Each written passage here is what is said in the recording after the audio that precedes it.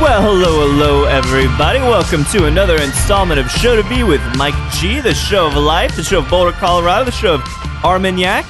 Today's guest is one of the two handsome owners of the Roosevelt Room here in Austin, Texas, the GQ cover model himself, Justin Lavenue. We talk about education, we talk about ambition, but mostly we talk about not having the ability to just keep things quiet for just a moment and enjoy the things that you've achieved. It's something that Justin and I both can learn from, and maybe in the future we'll stop working every single day. But I swear this is not boasting. We're just trying to get some shit done. So I hope you guys enjoyed this chat with Justin Lavenue.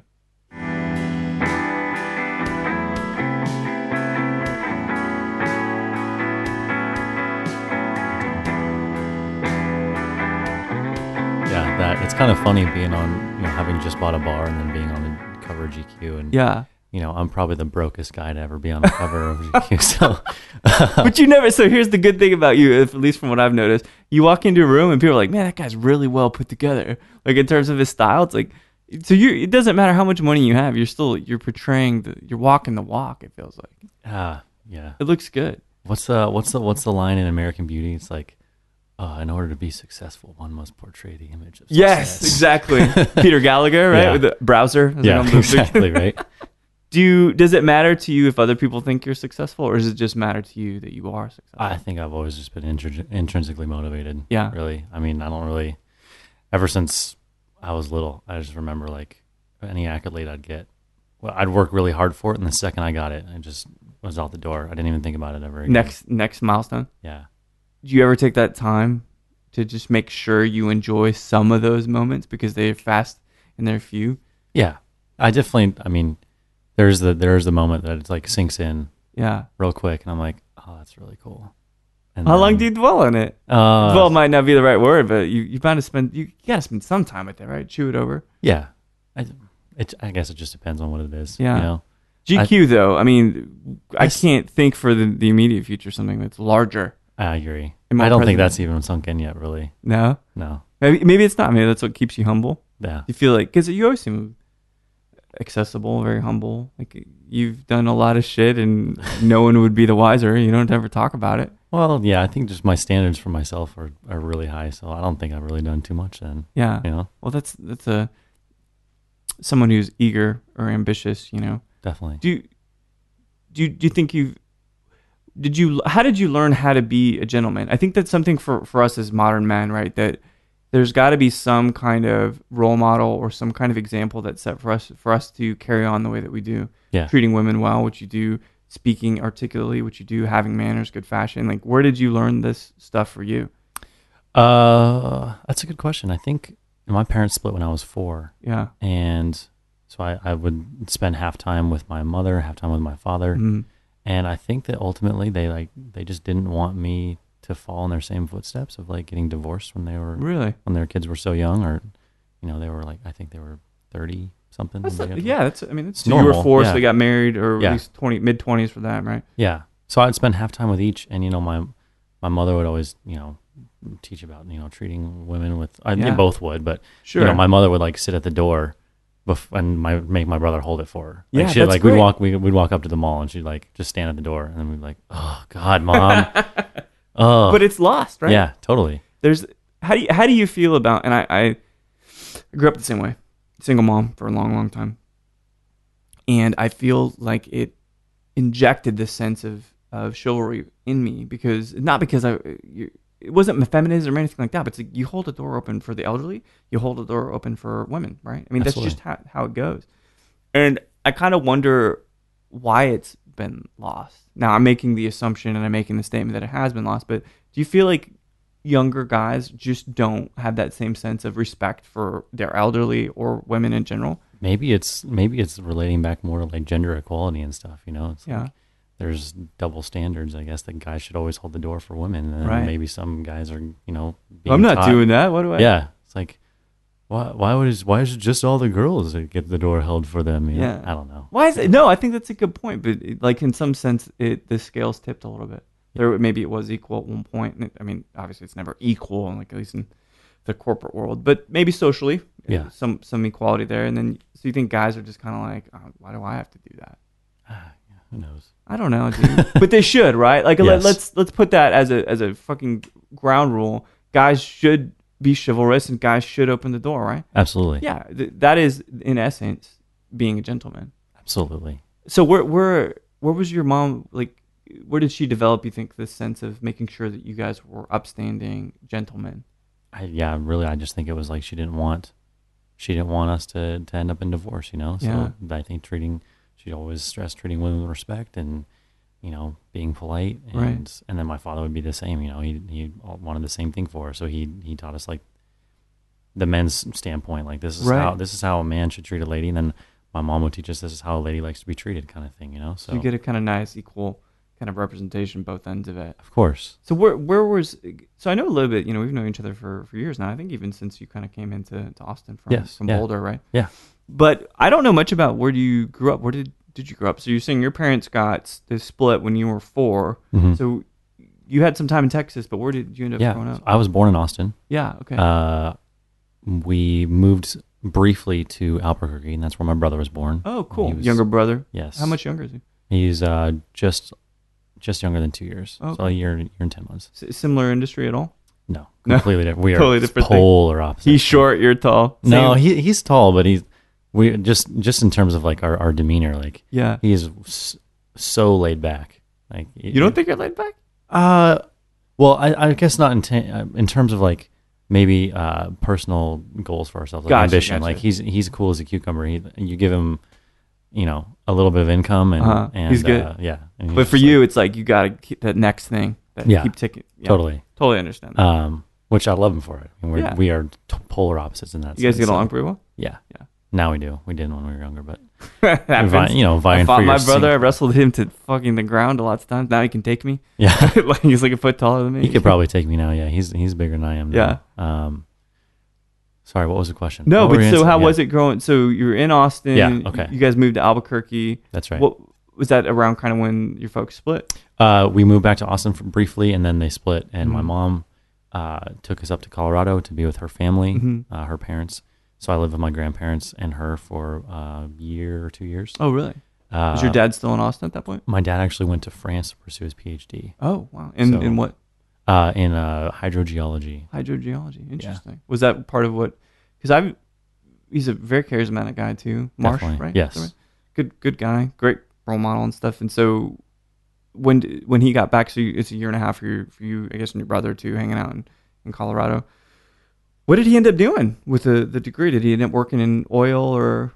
He actually works for hydrogeology, and he's the CEO at a local firm called Intera. Yeah, amazing. Yeah. Oh, very cool. So, he moved. So he finished up his PhD in France. He moved to Colorado. Was able to work, satellite office for his company, and we grew up there. Spent 20 years in Boulder. Very cool. Decided to go to college there. Just to stay around family. What were you studying? I studied, I was an advertising major for 3 years. Okay. And I went to New York City one day to just kind of like talk to some creative ad majors or creative ad guys that worked in a lot of the big firms out there. Ogilvy. Yeah, exactly. And the main thesis I got from every one of them was I work my ass off and I'll like work for a month on a single campaign, and I'll put all my work out on this table, and they create, the ad director. Put your heart our into director, it. Yeah. I'll just come up and just be like, nope. Fuck, that's gotta suck. Yeah. Dude, I wrote this record. Check it out. It's my life's work.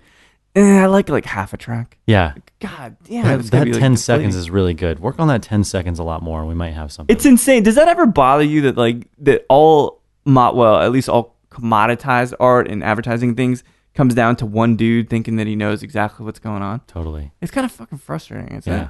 And imagine that it's a tad bit homogenous too in advertising. If it's just that, Yep. the 1%, if you will, Absolutely. making the call on all the art. Like, no wonder it's in shambles. This one Simon Cowell that just comes in and Yeah. ruins your life, man. Are they typically dicks? Who knows? Art directors, yeah. art directors in Austin are pretty good. I just think the art directors are meant to be really firm. So, anyways, Firm. That makes sense. Yeah. Makes sense. So to you're get back on doing, track, Yeah, no. So you're doing advertising in college, but because I imagine you're a really driven guy, right? And so you're really intelligent and you're very calculated. And so I understand the play in college, doing advertising stuff and work, but taking a step back just a little bit, like in high school, what kinds of stuff were you into?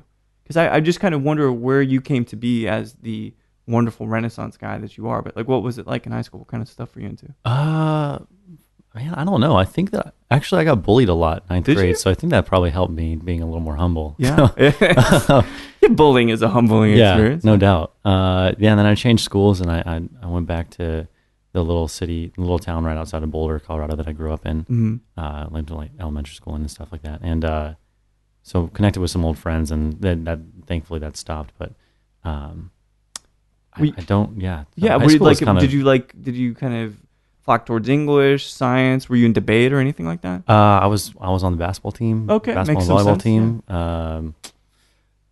team. I decided early on that I wanted to do something creative. So from sophomore year of high school, I was like, I think I'm gonna be in advertising. Interesting. So fast forward 6 years. Yeah, going to college in Boulder. Right? Going to college in Boulder.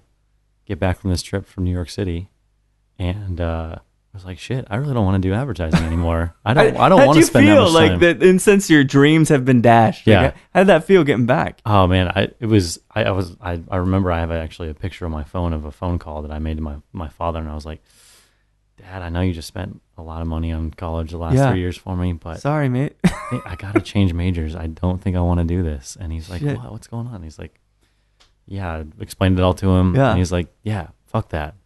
Good. Yeah. That's all. That's great. You had his support. Yeah.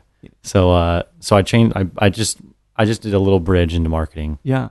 And the business school. So I decided to kind of use some similar. Sure. It's some of the same coursework, I'm exactly. sure. Yeah, absolutely. So and you have to start all over. You don't have I didn't have to start that, completely all over, but I did have to, completely change schools within CU. Right, From right. ad school to the business school. So I basically I went from being a first semester senior to a first semester sophomore. Gotcha. Yeah. So set me back a couple of years. Graduated when I was 20, about to be 23. That's pretty good, man. It's not bad. It's not bad. I spent 6 years, if it's any There you go. condolence. But it's actually good because I slacked off a lot my freshman year of college. Just what? I mean, Well, there's the a big dorms, yeah. adjustment, right? Yeah. Because you were living on campus, I imagine, right? Yeah. Yeah. So slacked off more than I usually do, I should say. But then, Which means you missed a class a semester. I suspect your threshold for slacking off is a much stricter than the rest of us. I'd say that's about right. Yeah, I slept in for one class. I still showed up, but I was late. Yeah, there was like one chapter I didn't read for one of these tests. Yeah, I'm gonna drink myself into sorrow here, like just paling in comparison to your efforts here, Justin. Yeah, I know. So that was good. They added a couple of years, helped me build up my GPA. I actually graduated valedictorian in the business school. Did you really? Yeah. What did you ever fuck up to that point? Did you ever like make a misstep? Did you ever like fail a test? Like you're this, this Michael Fassbender statuesque kind of dude, and the rest of us who are sub 6 feet aren't on the cover of GQ. Like we're thinking to ourselves, this guy, it's too good to be true. There's got to be like some kind of seedy underbelly to this whole thing, man. No, Nothing. I don't know, man. Basketball team. I'm sure you did well with the ladies. I Well have to enough. assume. I was kind of an awkward. I'm tall. Yeah. I was gangly in high school. Like Sure. I just didn't know what to do with my arms. You grew into a body you didn't know how to operate. Exactly. Yeah. Yeah. Thought I wanted to be a snowboard bum for like my junior You're and too tall senior. though, right? Yeah, Yeah, totally. totally. Oh, dude, it was bad. So thankfully, my freshman year, I snapped my wrist in half snowboarding. I was shit, like, really? that's the end of that. Yeah. Did you ever go back? No. Couldn't- Well, I would go like every now and then, but not really you seriously. couldn't pursue it. Yeah. Interesting. Well, that's good. So socially, it seems like college is pretty good. You kept on track. You valedictorian, you said, and you ended up with a business admin degree or marketing degree from CU.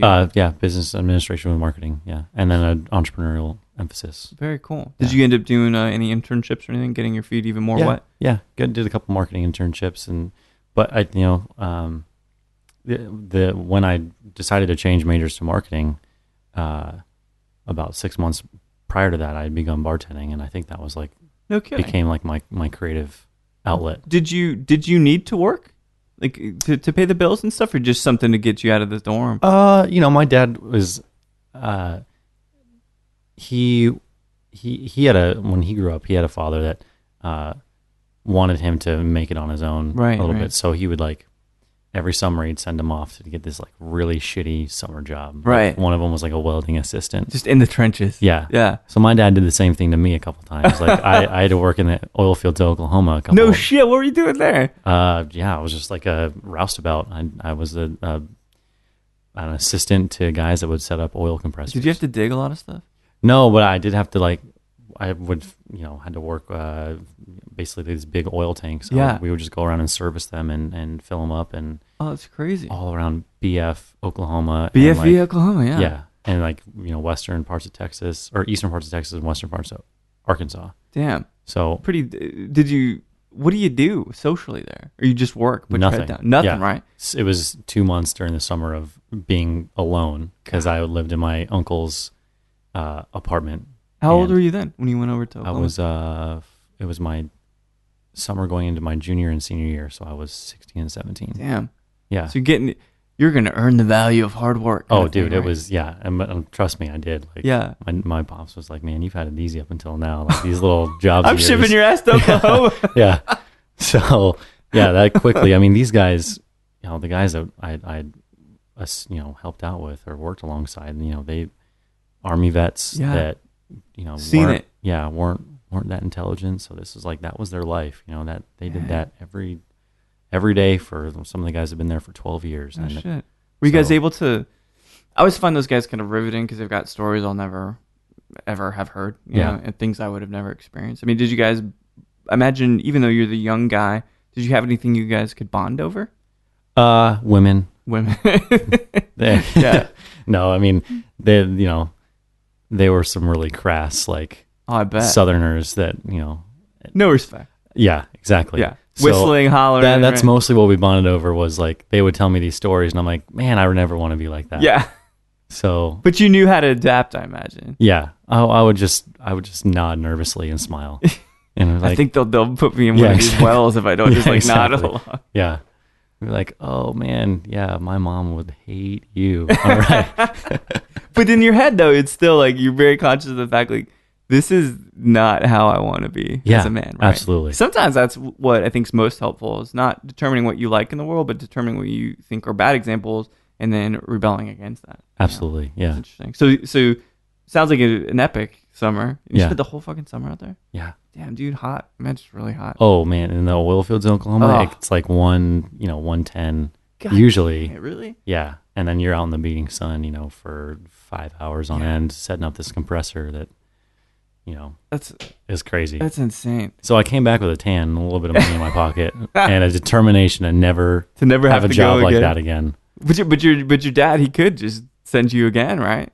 Not now. Not now. I think Justin, I'm going to exile you to Vermont. Hey, great job with the bar. So here's this. I actually have different plans for you now. That's the part. Yeah. You know how I don't even know that he's an investor. Let's just say he's an investor. He is. He's my father is as well. It's so part of the, I don't know if you read the contract, but I can send you to Dubai for a summer just to keep shit in check. Make sure you're not getting just your head's on straight still. Yeah. The manual labor and stuff. So you develop this respect, I imagine, for the diversity of people, but still maintaining what is your gentlemanly quality, working hard and all of that. And you finish up at CU. What year did you graduate? The fall of 2011. 2011. Okay. Yeah. But you had been working in, what was that first kind of bar or cocktail experience like for you? I was actually in an Indian restaurant. No shit. Yeah. Oh, cool. I started as a busser. It was a really small family-owned Indian restaurant. Yeah. And my girlfriend at the time had been a server there, and I was just looking for a gig because going back on all this, my dad wanted me to kind of sink or swim, so he didn't. Yeah. He paid for tuition, but he didn't pay for much else other than that. So, sure. It's like you get an education, but you survive. Yeah, exactly. But that's like, respectable. Totally. My parents did the same thing. Yeah. It makes you stronger. It really does. Absolutely. Yeah. So yeah, he's like, you're on your own for rent and beer money. Any beer money. Yeah, totally. So had to get a job. Started as a busser. Like didn't make jack as a busser, Sure. and I was like, man, these bartenders are doing all right for themselves. So was there a proper bar at the Indian restaurant? Yeah, there was. It was small, but I was like, all right, well, I just got to start bartending. I'll be all right. Yeah. So every day I'd come in and be like, hey, Paul, do you need someone to learn how to bartend? Paul's my boss. Yeah. And finally, like 3 months into it, Paul was like, hey, our bartender didn't show up. He's like, all right, man. Yeah. Just get behind the bar. I was no clue what I was doing. Didn't know none of us do. Yeah. Right? No, didn't know what the beers were that we had on draft. Didn't know the proper gin. What the fuck is that? Exactly.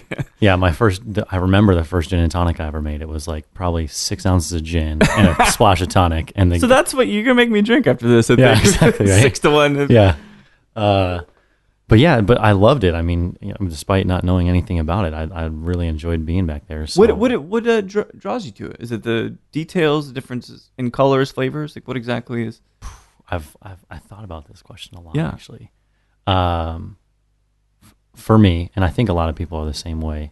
Bartending you have to be a weird master of a lot of different schools of thought, right? It's like, on every given interaction, like you take an order, you make an order. Mm-hmm. But it seems so simple, but you just have displayed some mastery of psychology, of economics, of mathematics, of culinary, in the physical aspect of it, actually producing the drink correctly. It's transactional, but also psychological. That's a great element to it. Yeah. So I mean, every kind of school of thought, in some sense, could play its way into bartending, or if not every individual interaction, but definitely at least throughout the shift. You know?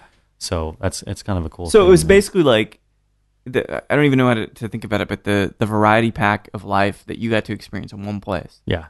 You get to know people psychologically. You get to understand their motivations. Yeah. You get to transactionalize. I'll just make that a word. Yeah. A drink, right? Yep. But it's also sensory because it's a really good be point. Creative. I mean, you get to if someone comes up and you need to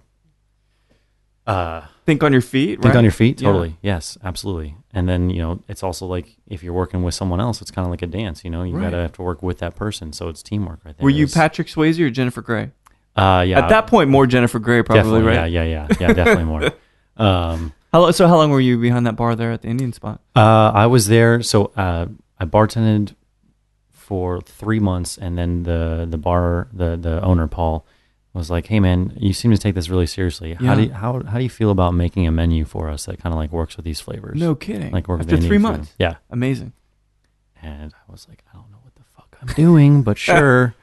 I'll put lentils in a cocktail. Yeah, yeah, garam masala. Yeah, totally. So that was the first time I was like, shit, I need to actually learn about all this stuff. Yeah. I don't need to just learn how to how to make a margarita. I need to learn why a margarita works. Why these flavors work together. In a sense, totally. Why does it be?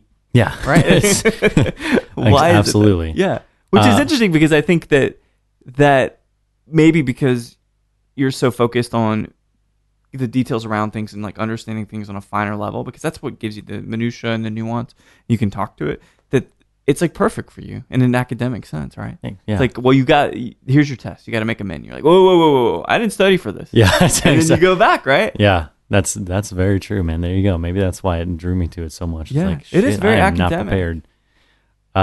But how'd the menu turn out? It took me 6 months. Yeah. Is that what they expected? Yeah. 6 months. Yep. But it was kind of cool because the first cocktail bar in Colorado in Boulder had just opened right about that time. So what was it called? It's called the Bitter Bar. Oh yeah. Right. And so I would go in there all the time as this young, very green bartender. Yeah. And just pick these guys' brains that knew more than I did. And be like, I'm thinking about this flavor with this base spirit and kind of this. And they're like, no, you got to tweak that a little bit. So I go back and I'd come back the next day or next weekend. And right. so these guys kind of like you helped just me. ran ideas off of them. Yeah, totally. And we would test stuff out together. And so I got to know them really well, was always in. And after about 3 years of being, I was made the bar manager of the Indian restaurant. Yeah, right. Worked for about 2 years, an additional 2 years there.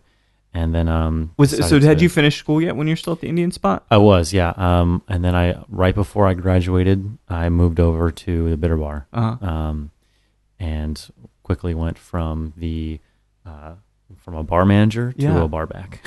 So interesting, but it'd be a different caliber, though. I mean, you talk about a place that's dedicated to cocktails. Exactly. Yeah. But so, was there kind of an interesting dilemma because you've got some traction professionally in the bar industry, and you did some stuff at the Indian place, right? Your first menu, kind of transitioning into what is really like a dedicated cocktail bar with some bites and things like that. But you also now have this degree in business admin with an emphasis in entrepreneurialism. Yes. Yeah. So is it an interesting dichotomy to kind of say, if I go down this path, let's say with Bitter Bar, that's a lap that's like 3 years long. Yeah. Or I can drop it and go try to enter corporate America. Like, how'd you feel about that kind of dilemma? Well, I think that's the thing is early on, I kind of decided that I wanted to do something for myself. Yeah. So not working for a big, being nameless and faceless. Yeah. The idea was actually to, right before I graduated from college, I had started thinking about some bar products and bar tools that I wanted to create and come out with. And so that was going to be my, that was going to be my bridge. That's your thing. That was my corporate world bridge, meeting my bartending, love for bartending. Right. So I would create this bar tool, bar product company. Yeah. And still be very much in the industry, but also, use my business acumen. You have something you go home and you got something to yourself. Yeah. Right? You don't have to fucking ask. You own it. Yeah. You own the concepts. You own the division and all of that. That's a nice contrast to have. Yeah. So how did you still remain pretty firm to having that kind of balance between your own endeavors entrepreneurially and then also working at Bitter Bar? I was working on developing these little tools and stuff throughout my time at Bitter Bar, to the point where a couple of them got pretty close to having a final, mock-up. Yeah. And then decided this opportunity to open a bar in Austin with one of the partners at Bitter Bar came up, and he's like, that is why, because ultimately, because that's when I met you when you moved to Austin. Yes. This person, I mean, it's James, right? Who guesses James? He was a nice guy, and he came to Austin for a bit, but he had full intention. He's like, here's a great opportunity, Justin. You're my right-hand man at Bitter Bar. I'm going to open a spot. I'm scouting out spots in Austin, and I want you to be the bar manager, I guess, right? Yes. And so that happens. You get introduced into Austin. What did you think of Austin when you came? Loved it from second I reminiscent of Boulder? A lot less white people here versus Boulder, but a lot. Don't get me wrong, but I mean, Austin is it's very similar to Boulder, but more laid back and just bigger. Yeah. There's more to do. Boulder is I like that city a lot, but man, it's like a little utopia. It is. Yeah, it's very insular. Yeah, there's not a lot of diversity. I loved it. Weather's good, but I mean, if I wasn't like a mid-30s, fucking white guy with a master's degree, like, am I gonna really like it the same? I don't know. I really don't know. But it's the weather's good. People are cool. Everybody's beautiful. Yeah. In fucking Boulder, everybody's got a nose ring too. Everyone's got really nice bodies and really terribly dressed. Yeah. Yeah. Stuck in the mid-90s. It's so funny. Boulder has gotten all these. They're like number one foodie town. They're most fit. Most educated, right? Worst dressed. Yep. Maybe that's the curse. Like you ever watch the Twilight Zone at all? Yeah. Way back in there's and it's Futurama makes this reference to it. But so it's like the world's gone. All you ever wanted to do was read, and so now you've got all the books in the world, but your glasses break. Yeah, dude. Right? I remember that was so good. Exactly, and that's the thing. It's like you got everything, Boulder, but you dressed like shit. Sorry, man. Sorry, but you do. I mean, and I don't know. I didn't even notice because everybody was all bundled up when I went. But coming to Austin, very similar vibe, but still probably larger, a lot more different types of people. And did you guys have traction on finding a spot in Austin? That's the thing was we didn't. So we got out here, and James, my business partner, or going to be business partner, was we were scouting out locations. Yeah. Looking for a venue, and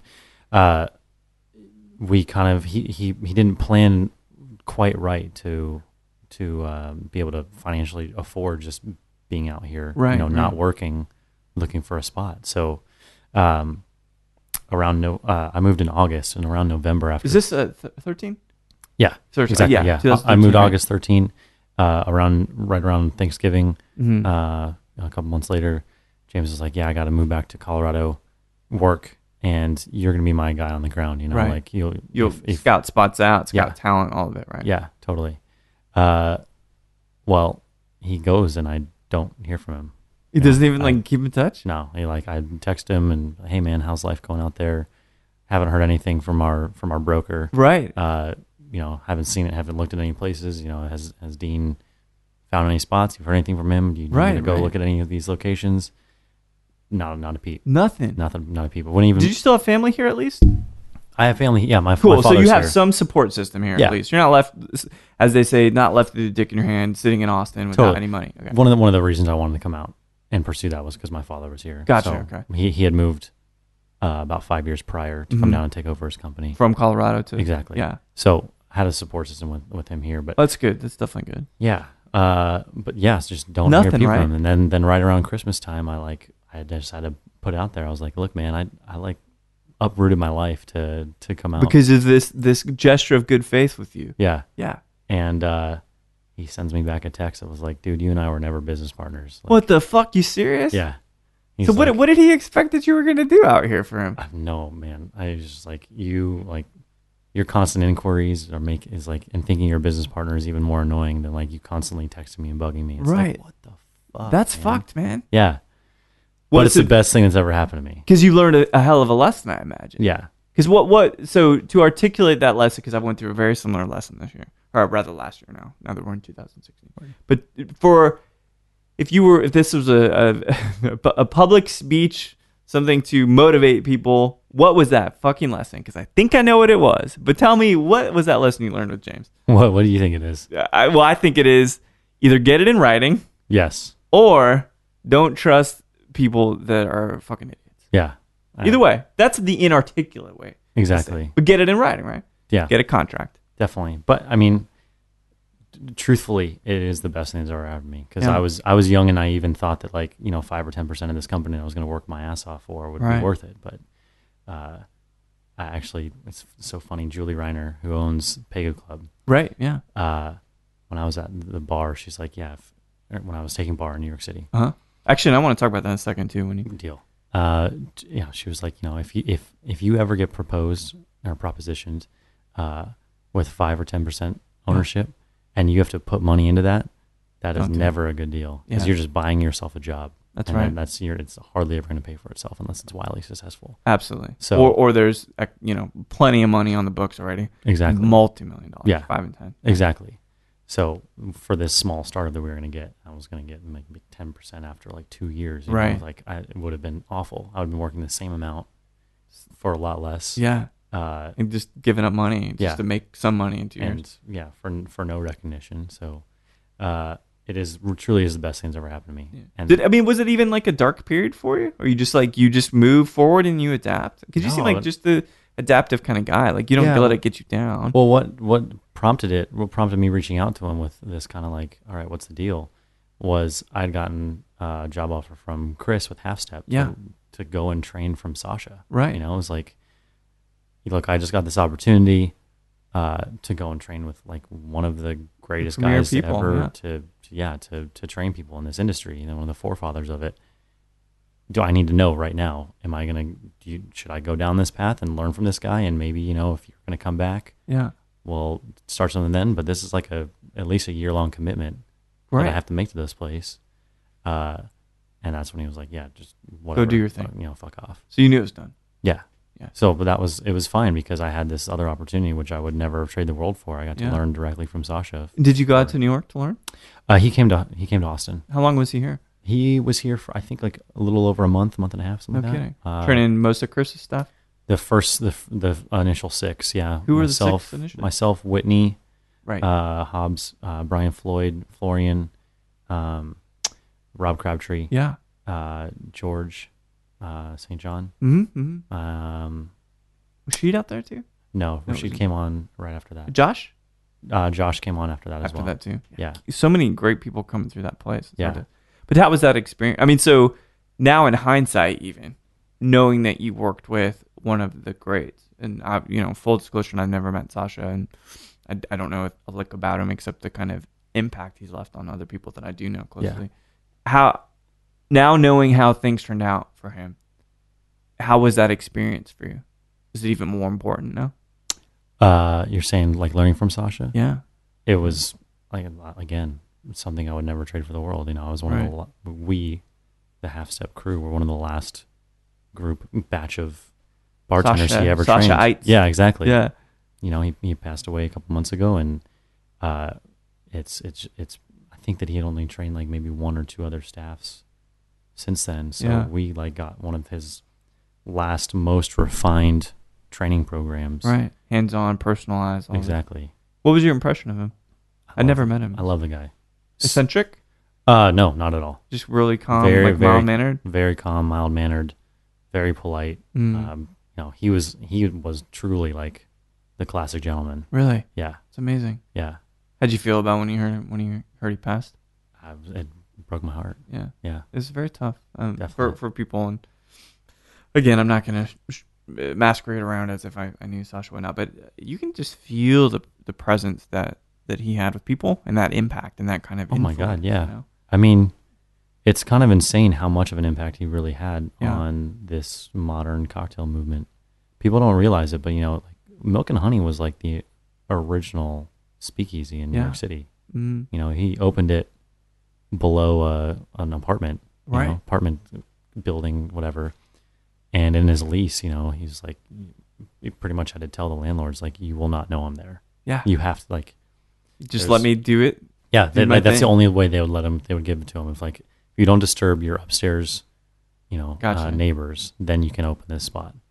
And, so that's where the rules of, etiquette come from. When you walk into a cocktail bar and they're like, no flash photography, no talking on your phone, take your hat off, all this kind of stuff. Keep it classic. Keep it classy. That's Sasha. He had to he did it out of necessity, because if someone's yapping on their phone or yelling or anything like that, he's could potentially get kicked out. Right. So it was out of necessity. He had to write these rules of genius born out of necessity. Yeah, totally. That's crazy. And so how was your experience at Half Step? I imagine it's quite wonderful working with those guys. Like the first ICE program really. Yeah. In Austin ever. Definitely. I would never, like I said, I wouldn't trade it for the world, because I learned so much. Did Chris ever not wear those glasses? Chris is such an enigmatic guy when he has those things on. I think that he just wants to always maintain that element of mystery. Which That's is right. It's hilarious. I love it. It's like wearing a hat or wearing a mat. You know what I mean? Like, I love it because it's so character actor. Yeah. Yeah. Just this kind of one relic that they're going to always have, and it's going to always like define them and their iconography and like how they are interactions. It's pretty good, man. And it's so I am curious though. So I've seen your dad very, very present, like very influential. Like, how did your mom feel about you getting into, if she had any feelings at all about you getting into the service industry and still having your degree? You've got it in your back pocket, so you can always go back to it if you need to. Yep. But you're building all this progress and this momentum in the service industry. Did you guys ever talk about it? Yeah, she served in college and stuff. Oh, so yeah. She had been in the industry, and so she knew knows it was a good one. My father, I don't think, ever had been. Yeah. So it took him a little longer to really be like, oh man, okay. It's actually kind of funny. I think he realized that I would be okay at this. Mm-hmm. He came into Whistler's after I started working there. Right. Probably, I think the first time he had seen me bartend in a number of years, or about a year and a half. Right. And we were getting our ass kicked. Lots 5 deep kind of thing, yeah. Yeah, and he was just sitting there watching the whole time. And then at the end of the shift, he's like, Justin, you've gotten pretty good at this. Even I'm surprised myself, exactly. Justin. And I was like, thanks. Yeah, you can see why I like it so much. Yeah. And he's like, okay, I kind of get it now. That's so cool. Yeah. Yeah, there's this before, like, aha moment for him. Yeah, because before, I mean, like, you spend that much money on a degree for someone, and they're like, "Oh, I want to be a bartender." You're right? Like, fuck off. Kind of a slap in the face, exactly. a little bit, yeah. But yeah. But I'm sure he knew in the back of his head, like, you'd parlay that into something that is, God forbid, financially viable. But turn it into something that is an idea and concept. Absolutely. No, he was pushing me to pursue this bar product company. He's like, this is the next step. This next step. You gotta keep at it if you're gonna get out of bartending. And then finally, I moved here. He saw that and he's like, okay, this is what you're good at. So let's now figure out a way for you to do that. Because successful people, the one talent I think most successful people really have, and that is being able to identify people that are talented and keep them on staff. I think that's one of the key things that makes people successful. Absolutely. Is surrounding yourself by people that are better than you are. Couldn't agree more. And even so it doesn't explain why you've got Dennis on your team, but So how was the bar 5, right? Yes. Yeah. So that is essentially, as far as I see it, academically, the master's degree program or even PhD degree program for spirits and preparation. Is that a fair assessment? Master's. I mean, they fashioned it. They wanted to be similar to the sommelier. Gotcha. Quartermaster sommelier. So the 5-day program is now 5 day, thank you. The equivalent of, say, like the advanced certification, the 3rd level. So it's fairly intense. It's 5 days, 12 hours a day. Yeah. Of, they just beat your head with information about spirits and cocktails and history and best practices and all that stuff. And at the end of the day, the 5th day, you take a test, and it's a 5-part test. That's both practical. You have to make I think 6 drinks in 10 minutes, but they are throwing curveballs at you the whole time. Right. They're judging your, how well you handle, etiquette, being professional. Soft skills and stuff. Exactly. Right? Yeah. I mean, if they're marking you down for the smallest little things and you have to pass that, if you don't pass that, you don't pass the class. I mean, gotcha. they're looking for not only people that know what they're talking about, that are educated, but can actually hold themselves well in a well. Yeah. Yeah, it's brilliant though. It's a brilliant mix. Absolutely. Anything really throw you for a loop? I suspect you overstudied and knew everything and were very prepared. But anything you can recall that was like, shit, that stumped me a little? It was. Honestly, I'd never deductively tasted spirits before. You can always kind of tell by looking at something or smelling something, like, oh, I think this is a brandy. Right. It's like, okay, well, what kind of brandy is it? Is it cognac? Is it Armagnac? Is it American brandy? So that kind of thing was that. A whole nother layer. It took me 4 days doing it every single. We taste 180 spirits throughout the 4 days. It's incredible.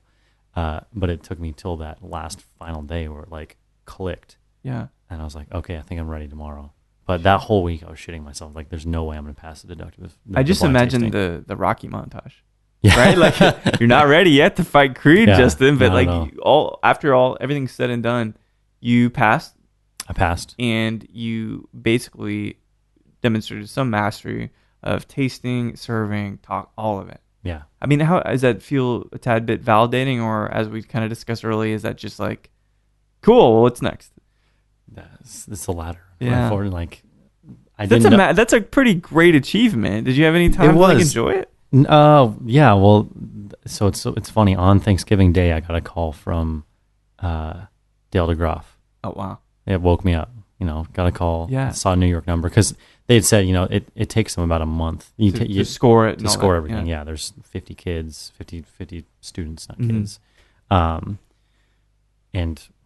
there's 5 parts of this test. So they have to grade 250 modules. And there's not a lot of judges. There's only, what, 5 5 partners. Yeah. 6 partners.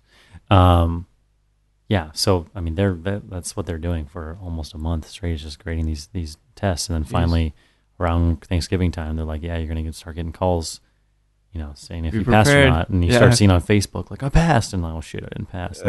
So I got my call from Dale DeGroff at 10 o'clock in the morning to wake me up on Thanksgiving Day, and it was like, "Hey Justin, this is Dale DeGroff," and I was like, "Hey, what's up? Someone give me a cup of fucking coffee over here." Yeah.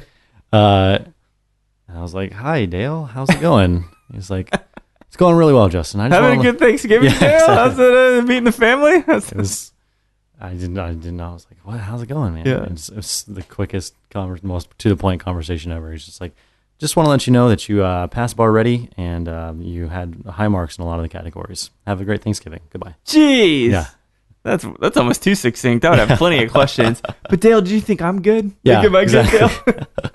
Where did I do well in? Yeah, exactly. So I came to find out I did really well in the written. Yeah. Because I'm studious. And, sure, absolutely. You've got training. Yeah, more or less. But yeah, I found out actually right after that they sent out an email to the guys. I think the top 5 or top 10 get invited to the master's program. Oh wow! So that's the fourth. So that's like an final level. undergrad that you completed and going to master's. Is that kind of pretty how much? It's set up? Yeah, sort of. Yeah. So it's the master bar masters is they're trying to emulate the master sommelier. I see. Okay. So I'm still studying for that. What's the difference there in terms of what time commitment is it? Like a year. Oh fuck! Wow. That's a lot. I mean, they send you a bibliography of about 50 very in-depth spirit and bar books and stuff like that. Yeah. You have to learn about wine, learn about beer, learn about everything, every single spirit. Because we better believe it that you're going to be better than a som. Totally. You better be. Yeah. Because that's all they know. Like, I'm going to say it right now. I don't want soms talking about spirits. Yeah. I don't want guys that are just into spirits talking about wine. Yeah. Although the latter is a little bit more common. Yes. And respectable. I agree. But yeah, there's something about that. Like, spirits are so different than wine. And yes, there are very similar techniques in tasting, obviously production, because it's really just the distilled wine in a lot of cases. But there's this line of demarcation I really want to keep. I don't know why I'm so rigid about that. I'm very much the same. Good. All right. Yeah. Very good. Very good. So how do you get like a specific suffix or anything next to your name? No. Damn it. No. Nothing you can put on a card? Yeah, you probably do, but I wouldn't. I mean, well, you're too modest, right? For those that are less and more modest, do you see suffixes or anything? There isn't like any. Well, there's only one guy that's passed it so far. Oh, really? His name is Ryan Maybe. He lives in Missouri. Oh, yeah. Sorry, Kansas City, Missouri. Yeah. Is he the one doing gin with Tom Nichols? Possibly. There's a guy. Yeah, I hear about him. Jay Rieger. Yeah, I think so. Might be it. Yeah, I think he just came out with a gin. You may be very right. I think so. Although someone correct me. If anybody listens to this, which maybe they do. I don't know. But yeah, no, let me know. Cause I'm real curious because there was that guy that just started working with Tom from Tank as he quit. So, but very possible. That's him. You ever met the guy? Yeah. Good guy? He came into Roosevelt Room a while back. Oh, cool. I have. He's a great guy. I ask him questions about it all the time. I'm like, yeah, man, like, so the master's program, not only do you have a big bibliography, you're going to get tested on that. Right. And it's not, you don't like go into some place and, sit down for 4 hours. It's a take-home test. Oh, really? It's essay. Like, Jesus. Ryan maybe wrote 60,000 words for his test. Yeah. You have a month to do it. So they're not, they want you to write about the practical applications. Like if I have, how do I if I have a pot still, how do I alter it to like make it produce a continuous distilled spirit or something like that? We can talk if you want to. Yeah, exactly. It's just totally. Not good with metalworking, but I'll show you how to put those plates in there if you want. I love it. There you go. But that's amazing. That's an amazing question. Totally. Theoretically. Yeah. So getting out of that and kind of finishing that program, and you said you're still studying for the master's, which is great. I'm glad that it takes a good amount of time too. Oh yeah, I mean you have to do a thesis too. So do you have a thesis yet? It's either they want you to either do like a book, master cocktail list. Essentially, they just want you to better the industry in some way. So you can do a business plan for a bar, which is now what I'll be doing. Right. I'll be revising our business plan for de rigueur, the expansion of Roosevelt Room into de rigueur. And I was originally going to plan on doing the bar tool company I was going to do. But yeah, so you actually have to not only pass this test, but you have to do this thesis as well. So That's it's amazing. a 2-part, very. I love that it's so studious. Yeah. I think a lot of people get away with not paying the proper dues in the service, and I haven't either. I mean, I'm just doing it on the one side with the distillation stuff, but going through a rigorous set of criteria and curriculums in order to learn and be enhanced, that enlightened, all that by the curriculum. That's brilliant, and so it's really good to see. Honestly, it's not a really big surprise you're doing it. You of all people, So the man among men, Justin Lavenue. So I'm the boy still, man. I'm still that. Well, so that's GQ cover gives you a tad bit of more maturity, frankly. Maybe that's what it all. I'm usually the younger guy in any crowd, so right. I'm always trying to like work a little harder. Yes, I like that. That's good because normally that's what happens with the short guys on the basketball team, right? There you go. Muggsy Bogues, totally. Dude busted his ass at 5'4", I think 5'4", 5'6", whatever. 5'3". 5'3"? Yeah. Shit. See, I'm not that. He was tiny, man. And he could dunk too, I think. Oh yeah, Dude's insane. yeah. Man, 90s flash before my eyes. But you did Whistler, you did Half Step, you were working at Drinkwell for a bit. And ultimately, though, obviously you had your eyes set on having your own place. And I am curious if the board at Roosevelt Room does serve as a good skeleton for a thesis of master cocktails. I mean, I think when they're thinking about master cocktail lists, they're wanting like 1,000 drinks. 1,000. You know, like how many are on the board now for? 53. So that's a lot. Yeah, now it's 20 times less. I honestly could have just done a master cocktail list because I had compiled one of it's about like 500 or 600 drinks right now. Really? Did you do it chronologically or by spirit or? For my list? Yeah, for your list. Just alphabetically. It was just alphabetically. A little. Yeah, no, it was just like okay. I was just studying off that. You know, I wanted to not be caught off guard behind the bar. So right. You know, it's always a humbling experience when someone comes in, asks you for a classic cocktail, and you're like, I don't know what that is. Oh. And I should know what that is because I've read that book and I maybe glanced over it or something like that. You're like, you don't. So do you think that other people that have the same standards with learning in the industry? Or let's just say in Austin in general. No. They don't. Why do you think that they? Austin's too laid back. Is that why? Yeah. I mean, there's a lot of really, really great bartenders in this city. Don't get me wrong at all. But right. I just think that with how many bartenders are in the city, they don't take it as seriously as because the majority of bartenders in this city are not life service industry people. Right. Maybe they want to be an actor or be a musician, and they have their band on the side, and this is just something they want to do to make ends meet or whatnot. It's a what do you call it? A rebound. Totally. Whereas playing live didn't work out. I was working. I mean, whereas people on the coast and bigger cities, Chicago, New York City, San Francisco, these guys know their lifers, and the caliber of the average bartender in these major cities are better than the average bartender in Austin. Yeah, that's just how it is. Yeah, it's very true. And don't get me wrong, Austin is growing. No, it's great. It's growing, and I think that there's a level of maturity that's finally kind of surfacing up. Definitely. But it's got to be taught by guys like you, because who else are they going to learn it from? I mean, not to say there aren't other good examples. Obviously, Chris is a great example. Absolutely. A sage, a wise sage. Exactly. David Allen is even a great dude to teach down. But definitely. So, I think I talked to Dennis probably a lot more during that period when you guys were forming the concept of Roosevelt Room, but it looked good, and I got to step in there before it had opened, and you guys had acquired both the Madison spot, and then what was the other spot called before you guys changed the name? Soma Lounge. Soma Lounge, right? Yeah. And it's two really nice spots, lots of square footage, and you currently are leveraging the Madison side, which if you're looking at the front of it, it's the left side of it. That's more for events, right? Yeah, we run it as a private event space, and then one night a week it's a club. Okay. I mean, it's been a club for 7 years. I'm just keeping it going. It's really funny, man. I had never had any club experience before. We're, Dennis and I we always, are joking around. It's like the redheaded stepchild. Yeah. It's never the business we want to talk about. Right. At the same time, it generates good revenue. Yeah. It's like the redheaded stepchild that is also a genius and working its ass off to help the family, so it's fun. It's so funny because you think about the tempos of the two spots, completely different, right? Oh yeah. One's transactional, one's artistic in a sense. Yep. But do you guys have any? So you tell me, because there's things that Dennis had told me. You talk about David Gore, this particular concept, but Roosevelt Room officially opened when? June 27th. June 27th, yes. And it's a beautiful build out, great place to get cocktails because you and Dennis masterminds, and you've got great staff. Great list of cocktails. There's lots of diversity, some specific originals. There's the Poet's Muse. Is that your? Yeah, that's my Bacardi. Is that right? This is Sapphire. Sapphire. So thank you, Sapphire. Most imaginative, and that's what ended up getting you into GQ. Yep. With the larger spread, and then ultimately on the limited edition cover, right? Yes. So we'll get back to Roosevelt Room in a second, but in terms of the competition aspect of it, what is the real benefit now to think about it, right? Because you've got a bar, you've got a great pedigree, you've got your undergraduate degree from Bar 5 or 5 Day, right? Mm-hmm.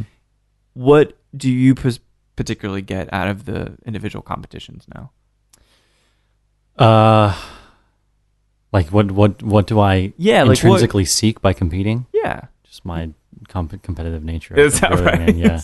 Just want to win. Well, now, I mean, before, I was wanting to compete because you get on the cover of GQ, you get a lot of publicity. It's finally some validation for everything that you've been working so hard on, Absolutely, absolutely. Unfortunately, there's not a whole lot of quick ways to as a bartender, right? To unless you do this bar master certification or bar 5 day or whatever.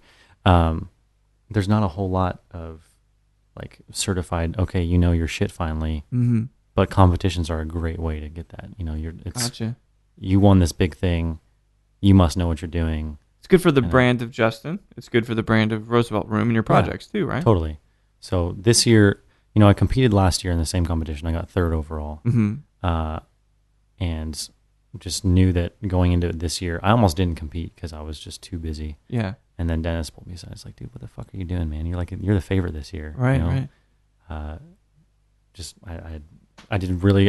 lost by a point last year. Jesus. And there was a point separating first from third. Mm-hmm. The second guy that got second, I lost by a half point, I think. Wow. Crazy. So this year, almost didn't compete. Finally got talked to from Dennis, and it not only was it great to get on the cover of GQ and have all this publicity, but it was more for the bar and our staff, because we originally opened the Roosevelt Room. We were open 3 days a week because we didn't have money for a PR company. We didn't have enough money for inventory. Right. So in 6 months, it's been crazy how quickly how fast things are building. Right. You guys have a wonderful name, Thrillist, I guess, named you one of the best new bars, like one of the most essential cocktail bars of 2015. I mean, it's got to feel pretty good that it ended up working out. It's amazing. That sense, right? It really just came in the last 3 months, since winning this, getting a lot of publicity and people coming in more, and then being able to, afford more of these pieces of equipment and stuff like that we actually, wanted. We didn't have freezers for the first 3 months, Okay. We didn't have. We were working out of this little like Maytag freezer for freezing all our own large format ice and all this stuff. Jesus. So, I mean, it's how quickly things have been going. It's really amazing, and I couldn't imagine. I couldn't imagine it coming from anything else. It's the Sapphire thing was quintessential, and now I get it, because at first I was like, well, I don't necessarily know what the play is strategically and still competing and still running the business, but now it makes perfect sense. Yeah. Because honestly, when I think of any of the articles I read about you or the Roosevelt Room, they always note the most imaginative nature of your psyche. Totally. So it's Do you feel that imaginative just as a guy? No, I just think that I have I don't think I've kind of. All right, let me backtrack. Sure. I've spent the last year as an owner and not as a bartender. Yeah. I work maybe a shift a week. Yeah. I feel rusty, honestly, just in my creative juices. Right. Right now, because the majority of my time is spending answering emails and doing payroll and all that stuff. The operational stuff. So I feel less creative than I was a year ago when I first thought of the drink that I ended up winning with. But do you think maybe it's nice though, because it just kind of builds up and just explodes? Yes. And then thus you have a pop hit in your hands, right? Top 40 hit, top 10. Yeah. Just because you waited to write it. Yeah. It's interesting like that. But the unfortunate part is that now I need to go compete for the U.S. in like May or June. Yeah. And I'm nervous because I don't feel like I'm at the top of my game right now. Yeah. How do you get there? I need to find the time probably after South by and just spend like 2 really solid months, like just R&D. Doing it. Yeah. It's amazing. So I don't want to go and make a fool of myself and the U.S. I don't suspect that would happen. Because you have such a culinary rooting in the cocktails that you make. There's so many food elements that are non-spirituous. Where does that come? Like, do you have any kind of things that you look to as sources of inspiration for these ideas? Anything. I think anything can be a source of inspiration and like a base concept for a cocktail. Right. I really like to use works of art and literature and stuff like that.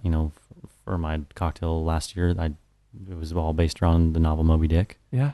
The drink that got me to Las Vegas this year was all based around Van Gogh's Starry Night. Interesting. The cocktail that I won with was all based around haiku poetry. Right. So, I've. So why are you still Why are you still single?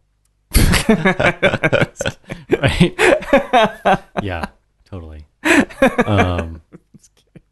But no, I mean, it's like I'm falling in love with you. I'm just sitting here. I'm getting married in April, but I'm like, man, Justin, he's got Van Gogh as a source of inspiration. Herman Melville, like, he's well read, he's well studied. I'm actually in a relationship with two people right now. Good. One is called the Madison, one's called the Roosevelt. That's room. right. Yeah. And they're giving you all kinds of different sass. Imagine. Yes, they're both very large. They take all my money and time, and just like a normal relationship. Exactly. So what do you see at the Roosevelt room? Dennis walked me through, said there's some plans for a kitchen. Is that all still in play? Oh yeah, definitely. So what are you the next two kind of milestones for the Roosevelt room? Okay, well, the first one is we're going over the business plan right now. Yeah, exactly right. Well, the eventual plan is obviously de rigueur. We're going to tear the wall down in between the two. Make a large concept with a full restaurant. Yes. And upstairs kind of like speakeasy thing? I wouldn't say speakeasy, but it is going to be the more in-depth cocktail lounge. Gotcha. Kind of like in a lot of the New York cocktail bars that are smaller have the ability to have a bigger menu. Yeah. It's a very formal seating. Right. Probably have like 50 to 75 seats on the second mezzanine. Sure. Downstairs will be a full restaurant with 10 to 15 drink cocktail list. Yeah. Something simpler but still elegant, I imagine. Absolutely, yeah. What kind of cuisine you guys thought about it? At the end of the day, it does depend on the chef that we end up getting. Right. But if you just had your pick, though, it's our view for the places to have like classic American dishes, dishes that people are comfortable with, know and love, but with subtle French influence. I see. De rigueur is obviously a French name. Sure. Translates to of rigor is also a cocktail name. Of rigor, yeah. Yeah, it's it's used in modern day English as a term to mean like necessary according to like form, fashion, or etiquette. Interesting. Okay. Which is very applicable to restaurant world. Yeah. Well, and lots of things between you and Dennis personally too. Yeah. Just being up to date and of the times and all of that. Definitely. So exactly. What's the timeline if you guys have it? I think that we're gonna finally revise the business plan and seek external investment for the larger concept. The Roosevelt room was self-funded. Just my father, Dennis, and I. Right. So we'll be seeking the larger investment, and then once we are able to secure that, we'll be doing, then it's the kickstart to doing the plans, getting the permits and all that stuff. So it's realistically, I would say, like late 2017. Killer. Yeah, I'm really excited about the concept. And yeah. Nestling myself up in a nice small dark. I imagine it's going to be dark. The cocktail concept upstairs. Yeah. Big plans. Dennis is. I'm always the detail guy. Dennis is the big dreamer. Yeah. And he's like, "What if we did this?" Like, well, that one. No, we can't have robots, Dennis. Yeah, God. exactly.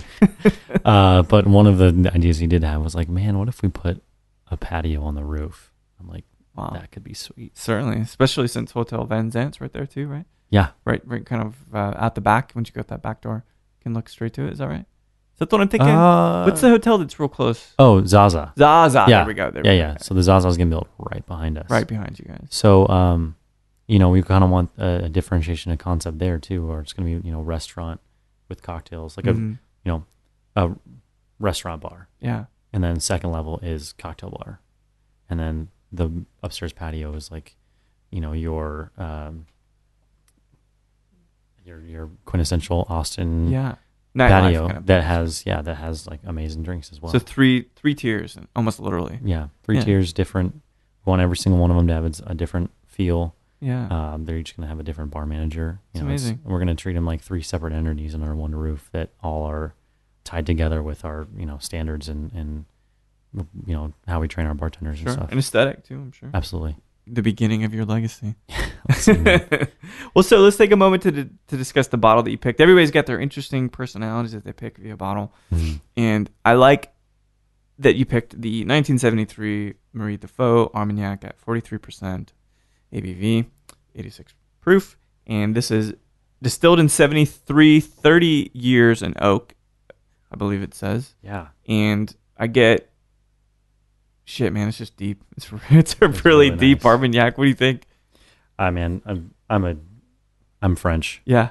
I like French brandies. Oh, Lavenue. Lavenue. Oh, yeah. there we go. My family's actually out of they moved from La Rochelle, which is actually in Cognac. It's no the kidding. very, very most western tip of the Cognac region. Oh shit. Do you know if Cognac people fight with Armagnac people? I think that Is it they like a fuck you? Yeah. it's like the Cognac people is fucking hillbillies, and then the Armagnac people are like those fucking aristocrats or whatever. Really? So, yeah, the majority. Well, a lot of the Armagnac that's made is the majority of it is actually kind of like mezcal versus tequila, right? It's which I'd love that dynamic for sure. Absolutely. So it's a very tangible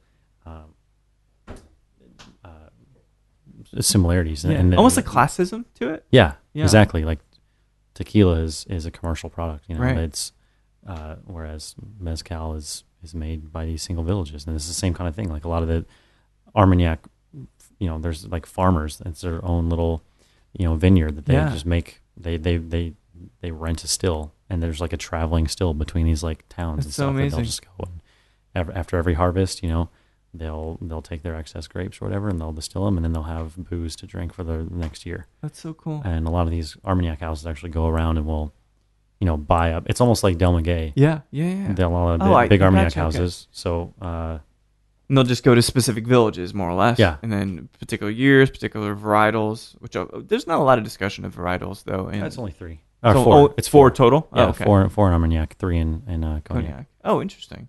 Or main ones. Main ones, right. Really, I think there's 10 or 11 in both regions. that are allowed to be used, the predominant ones. But in order to carry its the designation of its cru, it needs to be the predominant need to be one of those Colombard, Fall Blanche, Uni Blanc, and Baco A22, which is a hybrid grape. Wow. Yeah. See, I love learning shit. That's the best part about this. I learned about people, and now I'm learning about grapes. There we go. Thanks a fucking lot. Now I'm gonna go dive into a big wormhole about grape varietals. I thought I knew it about agave, but now I'm done. I gotta go to the next level. Yeah. So, but it looks like everything's going very well. You're gonna compete in the nationals for the Bacardi Most Imaginative. The Sapphire Most Imaginative. You've got Roosevelt Room going to expand to David Gore probably within the next 24 months. You've got a great education formally in academia in Colorado. You've got a good education for spirits with Bar 5 Day. That is the right name, isn't it? Yes. Okay. And you're going to pursue your master's there.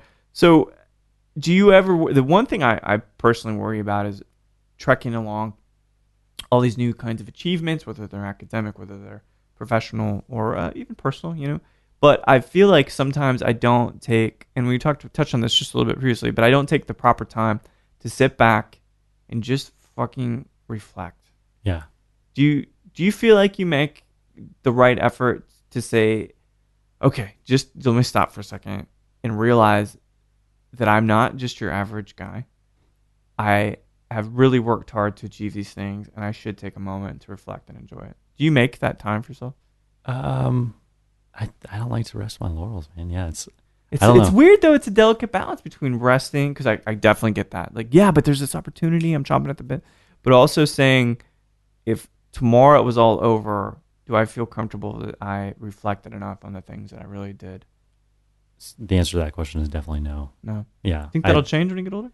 That's what I'm working towards. I think. Yeah. I want to work really hard while I'm young, so that by the time I'm 40, you'll have 50, laurels. Exactly. And you pointed to me when you said 50, like, whoa. No, I'm kidding. I'm kidding. No. But you're trying. Yeah, I want to just keep my head down and work as hard as I can while I'm young, while I still have the vigor to do so. Yeah. And then hopefully by in 2 decades from now, I can sit back a little bit and just be like, cool, I had a really good ride, a really nice life. It's not going to be like that though. Oh man, you never can turn it off. Probably not. Either you're so maybe on like when I'm on vacation, I guess. There we go. Like, this is great. That's good. The phone is off. Yeah, the 2-week vacation I take when I'm 50, I'll be able to sit back and be like, 2 weeks. Right, yeah. And fucking 20 years from now, like what you think? Well, you've done really good work in a really short amount of time here, and everybody that I talk to, whether it's for the podcast, just personally, when we're talking about people that are just essential to the scene in Austin and nationally. Everybody names you, man. That's like awesome. you've built just a wonderful support system in Austin, but a lot of people that just respect the shit out of you. And I'm one of those people. Like you have an encyclopedic knowledge of spirits, you have an encyclopedic knowledge of ingredients, and such an adept ability to balance that stuff out. Thanks, man. So it's been a pleasure. I'm so glad you came and chatted with me, man. And I cannot wait to see what. And I say this, but especially with you and fucking Dennis, I cannot wait to see what you guys do next. And if you could just do me one favor, get Dennis to get his ass in here. So yes, deal. He keeps putting it off, man. But anyway, thanks so much for chatting with me, Justin. Appreciate it, brother. Thanks so much, man. Well, the first of 2 interviews this week, which we're going to call the Roosevelt Room Week at Show de Vie. I feel pompous in saying it, but you know what? Justin Lavenue is an amazing subject. It was a great conversation, and that Poet's Muse cocktail is just, it's delicious. It's invigorating. It's confusing. It's befuddling. It's adventurous. It's everything you could hope that a culinary adventure would be. And because the Roosevelt Room is a beautiful spot, and Justin and Dennis are 2 good friends, we'll hear the upcoming conversation with Dennis Gobis this week as well. So you guys got to stop by if you can, in town, out of town, whatever. Make it a destination while you're in Austin, Texas. But no matter what you're doing on vacation, what cocktails you're drinking, what gin you're thinking about shooting down next, please keep thinking.